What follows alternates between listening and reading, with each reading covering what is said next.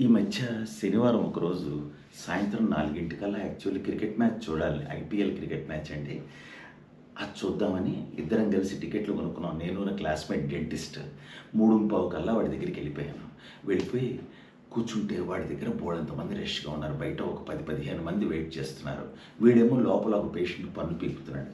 సరే నేను లోపలికెళ్ళి వాడి పక్కన కూర్చొని ఏంటి పరిస్థితి అన్నాను. ఒక్క నిమిషం ఉండు చిన్న ట్రిక్ చేస్తానని ఆ పడుకున్న పేషెంట్ పన్ను పీకుతున్న పేషెంట్‌ని రిక్వెస్ట్ చేస్తున్నాడు. బాబాయ్ గారు ఏమనుకోకండి. నేను పన్ను పీకుతున్నప్పుడు మీకు నొప్పి ఉండదు. కానీ గట్టిగా అరవండి. ఒక 4, 5 సార్లు అరవండి. పన్ను పీకడానికి ప్రయత్నించినప్పుడల్లా ఆ! ఆ! అని గట్టిగా అరవండి. ఏమనుకోకండి సార్ అంటే, ఎందుకండి నాకేం నొప్పి లేదే అన్నాడు. అది కాదండి సాయంత్రం 4కి ఐపీఎల్ క్రికెట్ మ్యాచ్‌కి వెళ్తున్నాం ఇద్దరం నేను నా ఫ్రెండ్ పాపం వాడు అక్కడి నుంచి వచ్చాడు. వాడు ప్రాక్టీస్ మానుకుని తీరా చూస్తే బయట చాలామంది వెయిట్ చేస్తున్నారు.